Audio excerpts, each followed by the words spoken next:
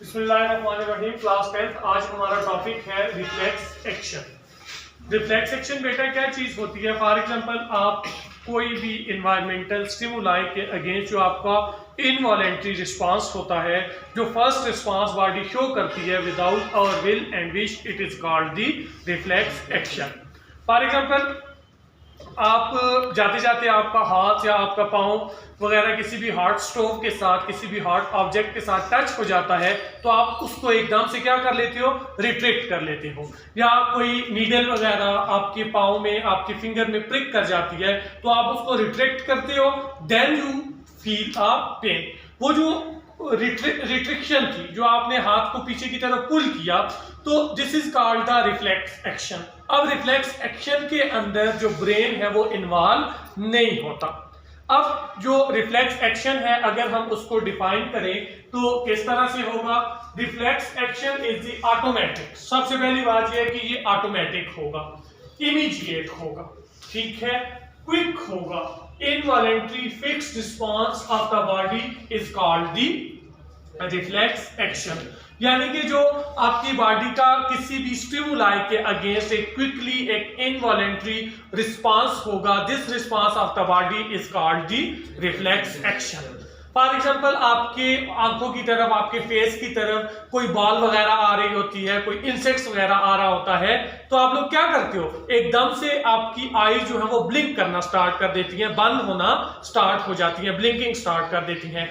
या आपकी तरफ कोई क्रिकेट खेलते हुए बॉल वगैरह आ रहा हो, बहुत तेज फास्ट ऑब्जेक्ट कोई आ रहा हो, या कोई इंसेक्ट्स आ रहा हो जिससे आपको डैमेज होने का खतरा हो, तो आपका जो फेस है, जो आपकी नेक है, वो बेंड हो जाती है एक साइड के ऊपर, ठीक है। तो this is called the reflex action.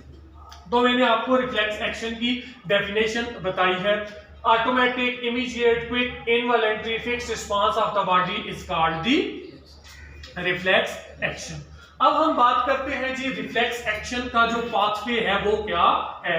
जरा इधर कीजिएगा, यहाँ पे सबसे पहले हमारे पास क्या आ जाएगा जी? Activation of the stimuli. अब यहाँ पे हमारे पास फॉर एग्जांपल स्टिमुलाई क्या चीज होती है?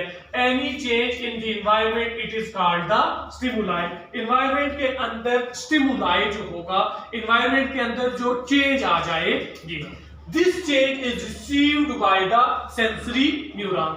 When the body faces a stimuli in the environment, this stimuli activate the sensory neuron. अब सेंसरी न्यूरॉन क्या करेंगे? सेंसरी न्यूरॉन जो कि रिसेप्टर्स के अंदर मौजूद हैं, वो क्या करेंगे? They receive the information. Information को क्या करेंगी? रिसीव करेंगी। चाहे आईज रिसेप्टर का काम कर रहा है, चाहे स्किन कर रही है, चाहे नोज कर रही है, चाहे टंग कर रही है, चाहे ईयर्स कर रहे हैं, they receive information from the environment. यानी कि रिसेप्टर क्या करेंगे? इंफॉर्मेशन को बेटा रिसीव करेंगे, एनवायरनमेंट से इंफॉर्मेशन को रिसीव करेंगे। जो ही इंफॉर्मेशन रिसीव होगी, दिस इंफॉर्मेशन इज सेंडेड या transported towards the central nervous system. किसकी तरफ इंफॉर्मेशन सेंड होगी जी? सेंट्रल नर्वस सिस्टम की तरफ। स्टेप 3 में क्या होगा? When the sensory neuron transmit the information towards the central nervous system, then in step 3 information process in central nervous system. Central nervous system के अंदर जो स्पाइनल कॉर्ड है, उसके अंदर इंफॉर्मेशन क्या होगी जी? प्रोसेस होगी। अगर इस इंफॉर्मेशन से जो इंफॉर्मेशन आई है, अगर ये सेंट्रल नर्वस सिस्टम ये समझता है कि ये बॉडी का, आपके बॉडी के पार्ट्स को, आपके सेल को, आपके टिश्यूज को डैमेज नहीं करेगी, देन तो ये इंफॉर्मेशन को सेंड करेगा। किधर सेंड करेगा जी? ब्रेन की तरफ सेंड करेगा। अगर बॉडी जो इंफॉर्मेशन आई है सेंट्रल नर्वस सिस्टम की तरफ, ब्रेन स्पाइनल कॉर्ड की तरफ जो इंफॉर्मेशन आई है, अगर वो डेंजरस है, खतरनाक है, तो देन यहाँ पे इस स्पाइनल कॉर्ड के अंदर क्या चीज मौजूद होगी? इंटर न्यूरॉन मौजूद होगी। इंटर न्यूरॉन ब्रेन की तरफ इंफॉर्मेशन सेंड करने के बजाय इस इंफॉर्मेशन को किधर सेंड कर देगी जी? This information is handed over to the motor neuron. ये instead of sended towards the brain, they handed over the information to the motor neuron. अब बेटा जब मोटर न्यूरॉन की तरफ आएगी तो then the activation of motor neuron takes place. तो as you know that motor neuron send the information away from the central nervous system, ये effector की तरफ इंफॉर्मेशन को लेके आएगी। तो यहाँ पे बेटा क्या होगा, इंटर न्यूरॉन जो ही हैंड ओवर करेगी इंफॉर्मेशन को मोटर न्यूरॉन की तरफ, तो देन मोटर न्यूरॉन क्या करेगी, motor neuron transmit the information towards the receptor.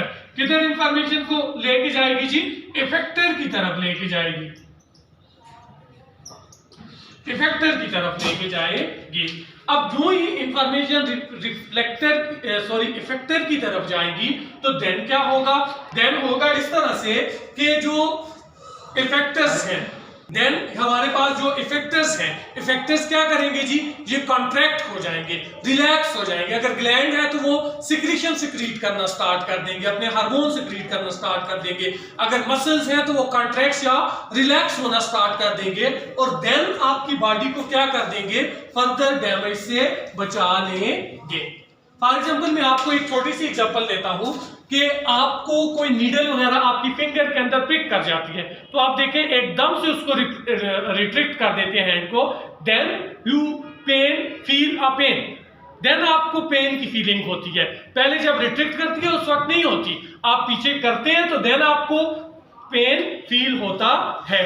तो यहाँ पे हमारे पास क्या हुआ, जब नीडल प्रिक किया तो वो प्रिकिंग ऑफ नीडल जो था वो क्या था बेटा, वो स्टिमुलाई था, उसने एक्टिवेट किया सेंसरी न्यूरॉन को।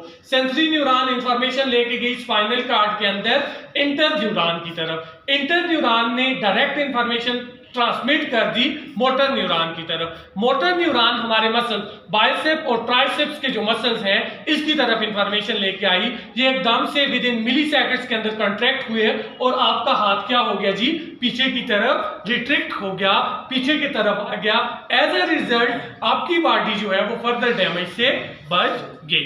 ये है हमारे पास रिफ्लेक्स एक्शन। अब ये जो रिफ्लेक्स एक्शन है इसका जो पाथवे है, अब देखो रिफ्लेक्स एक्शन कहां से स्टार्ट होगा, सेंसरी न्यूरॉन डॉर्सल रूट से इंफॉर्मेशन को लेके आएगी और जो मोटर न्यूरॉन है वो वेंट्रल रूट से इंफॉर्मेशन को लेके इफेक्टर की तरफ निकल जाएगी। ये जो पूरे का पूरा एक कंप्लीट पाथवे है, मैंने ये एरो के साथ शो किया हुआ है, ये जो पूरे का पूरा बेटा एक कंप्लीट पाथवे है, this pathway of reflex action is called the reflex arc. इसको क्या बोलते हैं जी, रिफ्लेक्स आर्क बोलते हैं। और रिफ्लेक्स एक्शन के अंदर only spinal cord is involve, brain is not involve in the spinal cord. ठीक है, आगे समझ में बात। Thank you. इसमें कोई क्वेश्चन हो तो आप लोग पूछ सकते हो।